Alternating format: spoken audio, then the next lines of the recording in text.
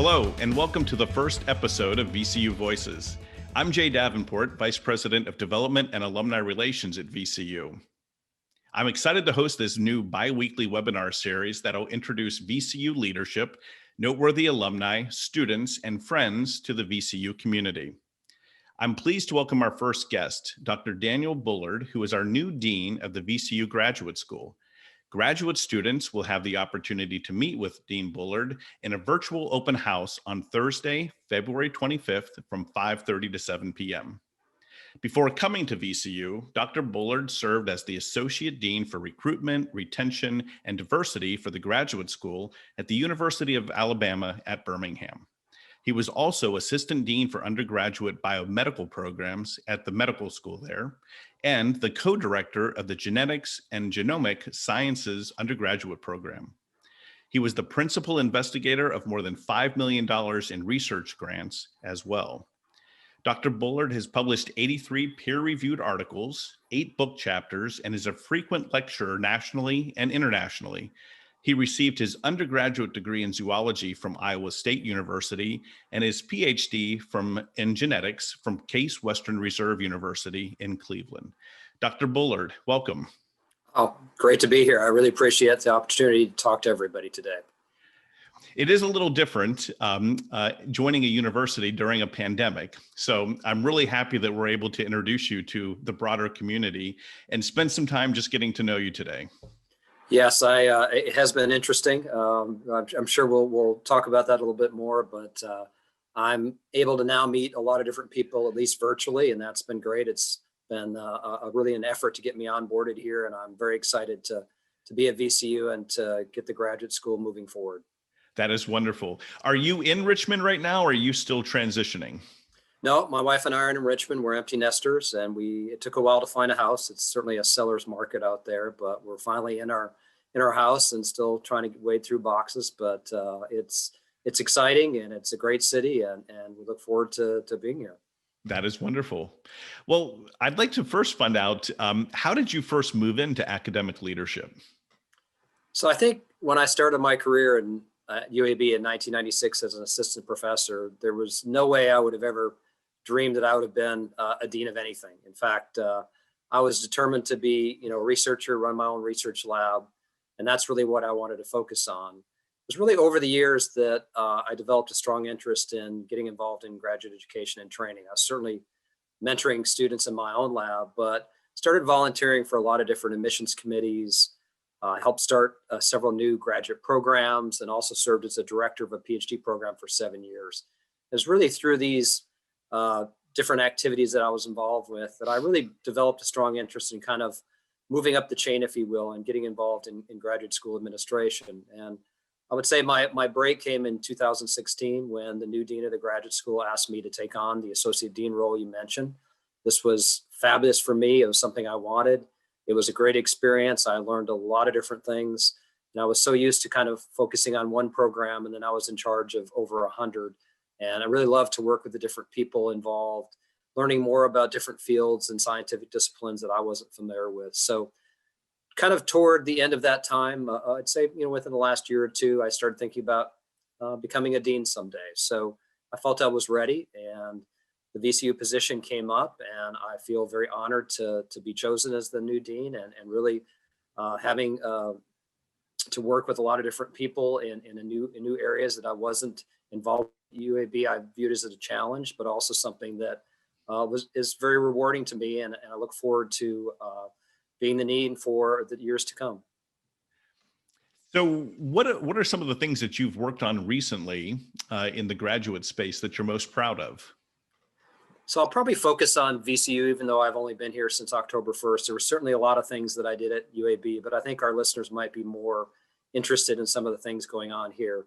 So I was probably have been most proud of accomplishing most of the things on my 100-day plan. It was something I put forward during my interview, and I knew it was ambitious, and I knew with the pandemic it was going to be difficult, but I'm very proud to say that we were able to accomplish, with the help of a lot of people, including my outstanding staff in the graduate school, most of the things on the list, or at least they're in the process of ongoing, if you will. They've been initiated. One of the things we did was have a graduate program directors and staff retreat in January. We had over 120 people attend. It was a great forum. We had excellent speakers, including people from the graduate school, some breakout sessions. And I thought it was really a good way for me to get to know people and also for them to get to know me and the graduate school staff as well. We have 2 new associate dean positions that are open and hope to fill those soon. That's critical for me. We'll have really more people in the graduate school that can work with program directors, work with students, work with their staff, really kind of provide more of a one-on-one opportunity to help programs in any way we really can. So we're not going to stop there. The 100-day plan was just, the few things that we thought we could take on early on. We've got a lot of work to do, so stay tuned. Perfect. Give us a nugget of something that's on that 100-day plan that's of particular interest to you. Well, I think one of the things is just developing some new mechanisms for where we can combine both kind of the undergrad world with the grad world. So already in discussions with Tamika LeGrand and others in strategic enrollment management about how can we convince more of our VCU undergrads to look at graduate programs within their own institution. Having over 22,000 undergrads is just an untapped resource, in my opinion. We should be seeing a lot more of our VCU undergrads going into our masters, going into our doctoral programs. So I'm working with them, and we're talking about doing potentially some programs where we're even potentially accepting people at the high school level when they apply as a senior conditionally in some of our master's programs. This would be more for what I would call the high achieving high school students. And so stay tuned for that. We've got to work out a few more of the details, but I'm really excited about these. And I think the graduate school, the way I view it is we don't just work with schools and colleges within VCU that have graduate programs. We work with really everybody. And we've got a great relationship with, for example, with the Honors College and other units as well. So I think those are 2 things that are getting on board, and hopefully we'll be rolling those out within the next, let's say, year, if you will. Well, I'm certain the school is excited, and it sounds like it's going to be very, very meaningful after this 100 days passes. Thank you. So where do you find your inspiration in the work? Do you look to other academic leaders? Do you ever look outside to private business or what's happening in the business world? Or are there other areas that we might not be familiar with? What drives your inspiration for leadership? So I think it's not just one person. I think it's a number of different individuals. And if I would have to say, for me, I really get inspired by our graduate students themselves. Many of them are really accomplishing great things in a lot of cases under very difficult circumstances. I think we all realize how difficult it's been on students in the pandemic. Certainly it's been difficult on others as well, faculty, but I really see their resiliency, and it inspires me. And I think one of the main things that we as campus leaders and also as faculty members have to continue to try to realize is that we too used to be, many of us, graduate students. And we probably, at least for me, that was a long time ago. But I still remember how, some of the difficult things that happened, how challenging it could be. And I think we have to put ourselves kind of in their shoes and remember, okay, this is why we're doing this. And we have to constantly be reminded of the, if you will, the inspiration from our own students from within. Absolutely. Now, I remember I loved my 4 years as an undergraduate, but I remember being in graduate school and developing a deeper appreciation for not only the academy, but really the research and what happens at an institution of higher learning. What are some of the memorable stories you have about graduate school leadership that you'd like to share? Well, for me, it's kind of an ongoing story, if you will. So as I mentioned, there certainly were things that I was involved with at UAB, but really it's, I think one of the most memorable, probably 10 years from now, will be onboarding in a pandemic. So I would have never in a million years thought that I would have taken on a new position really any place and only be able to see people virtually. It has been, certainly it's disappointing. I understand, and it's been great. Everybody's been great. But I think I'll look back at this and say, wow, I came to a new city. I went to a new university. I started a new position, and I haven't even met all of my people in the graduate school yet in person. I think I've been in 3 or 4 buildings at VCU, and I really miss that. I love campuses. I love the campus feel. And so I'm really looking forward to that. But that's probably for me, one of the things that'll stand out for my leadership is trying to do this without actually physically being able to interact with people. And I so look forward to that opportunity, and I'm hopeful that we can get back to that as soon as possible. I absolutely second that. It's always very interesting coming out of the summer into the first couple of weeks when students are arriving back on campus and you have that complete shift of energy. And passing through campus nowadays, it's completely different. Definitely, definitely. I have taken walks occasionally to try to see different parts of the campus, but there's just, as you said, so few students around. And usually in any of the common spaces, there's hundreds and hundreds of students. And that's the part I really enjoy. I think that's a great thing about being an undergrad or a graduate student or professional student, is just being involved in the campus activities. Absolutely. So, from your perspective, what's most important about graduate schools today, and what do you see is going to be different in the future? So I think graduate schools and graduate programs have to constantly be evolving. You can't sit still. Kind of the traditional ways of when I was a graduate student, it just doesn't fly in many ways today. I'll give you an example. When I was we're basically expected that you would just be like your mentor. You would be a faculty member running a research lab. And if you even said you wanted to work in industry, you're kind of viewed as that guy's kind of weird. He wants to work in industry. He doesn't want to do what I do. And that's really changed. There's so many different career opportunities now for people who get graduate degrees. And some of those career opportunities haven't even been defined. And that's where I think the graduate programs and universities have to be very flexible. Mm-hmm. They have to be able to act quickly. They have to make predictions of what the next jobs will be. I think in my own field, which is my background's in genetics, the genomic revolution, if you will, the ability now to have really all of our sequences and use that for our healthcare and other things. We really have to be thinking about, okay, what are the jobs that are going to come out of this genomic revolution? How can we, as a graduate school and graduate programs, develop training opportunities for students so they'll be competitive for those jobs? I think probably what will be different in the future, and it's occurring today, so I'm not going to say this is novel or brand new.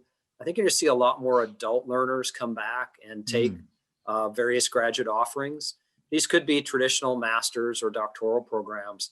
But the big thing now around the country is what's called micro-credentials. So these are, I will just call them kind of mini offerings, if you will. Mm-hmm. These are really great opportunities for VCU to work with companies and the workforce, because we have tons of experts here at VCU, and people in the business world know this. And so developing kind of short little offerings, if you will, which will provide additional training for employees or for people looking to get their first job, for example, can really help them, be more competitive to either move up within a company or get another job. So I'm really excited about that. I think you'll see a lot more of that. Many of these offerings are going to be online. Of course, they already are, but I think we will see VCU have a lot more online offerings in the future. And I'm very excited about that. And it's really has unlimited potential. It's really your faculty who are driving this, because they're the experts and they really know where the next great job or career is going to be. That's really interesting. So do you think that's the next big leap forward, either the second act, if you will, or the credentialing that we've heard so much about? Is that the next big thing for graduate schools? So I think it is. You're still going to have, the more traditional approaches of having kind of your standard, offerings of masters and doctoral. That will never go away. You need that type of training. But I think in a lot of cases, people really don't have the time, or in some cases they, can't afford it to go and spend a year or more getting a master's or a PhD. So I think these kind of short offerings, if you will, are really going to be the wave. And plus, most of these involve just developing, you're either taking existing classes or developing new ones, or designing workshops or other kind of activities. And so you can do these pretty rapidly. So if you see a trend, for example, in the job market, you say, well, I think this would really be important for anybody in this field. And I think a lot of companies realize that too. You can develop them very quickly, and they can be put into place within, probably in most cases, within a year, if not earlier. Interesting. Do you think there are particular fields that are more adapt or will be in greater demand in this new paradigm, or do you think it'll be across the board? I think it'll be across the board. I really do, because as I said, you're really relying on the expertise of your own faculty here. And we have so many great faculty members who are leaders in their field. So I think it's unlimited. And I think, it would be wrong to try to assume we should just do this, for example, in the life sciences world or the health sciences. I think there's lots of possibilities in social work and government, in the arts, humanities as well. So I look forward to working with faculty to try to develop these offerings. That might be one of the most exciting aspects of graduate school work in the future, and then, quite honestly, for our own students, what they can look forward to in the future. Yes. So one of the things I'm always fascinated by, as I've met individuals who aspire to or enter that leadership phase, who were your mentors and who helped you along the way? So I think looking back, I've had a number of great mentors, and I'll start in graduate school with my mentor, John Scamenti. John taught me how to be patient because he had to be patient with me. Early on, I was struggling to get things to work, and he showed unbelievable patience. And I really learned from John how to treat people with respect. And he was, had a very easygoing personality. He also worked very hard, and he was really, kind of a person we could look to and say, wow, he's doing it. And, this is somebody that I want to be. So I think start out with John. The next mentor I had was Art Burdett from my postdoc. And Art taught me different things from John. Art was the chairman of a department. He ran a lab that I was in that had upwards of 28 people. So I really learned a lot about managerial kind of skills and how he was able to handle all of that, multiple responsibilities. Art was also a clinician, so he was very busy. He also taught me a number of skills that were important for me getting my job in the future, if you will, my first assistant professorship, valuable skills with grant writing and other things, manuscript writing. So I view him as a role model as well. And then I think finally, my former boss, the dean of the graduate school at UAB, Lori McMahon. Lori really showed me how you can, be compassionate with students. And I'm not saying that I think everybody has compassion, but she would just go out of her way. And one example would be, if a student walked into her office and had an issue or a problem and she was available, she'd meet with them. They didn't have to schedule an appointment. They have to wait 2 weeks. And so I took a lot out of that on how to, work with students better and just kind of be available. And I hope that students will realize here that I'm trying to be available as well. And they can contact me, and I'm happy to meet with them, almost any time that I have availability. Very good. Tell us something about yourself that might surprise people. Well, I've played ice hockey for 52 years. I grew up in Minnesota, and I started playing, and I've managed to continue to play. I'm even on a team here in Richmond. So as long as I can keep on my skates, if you will, I'm going to try to do it. It's something I really enjoy, and it's great exercise for me. And it's also a good stress reliever, something that, is away from work. And I've always met a bunch of really great friends from playing ice hockey. That is absolutely fantastic. I spent 3 years in Wisconsin and had never seen so much ice hockey in my life. Yeah. It's easy to get exposed up north, but even in the southern states now, they're starting to, they've had for years now, a lot more of a focus on not just hockey, but figure skating and things like that. So that's great. It's definitely growing. Absolutely.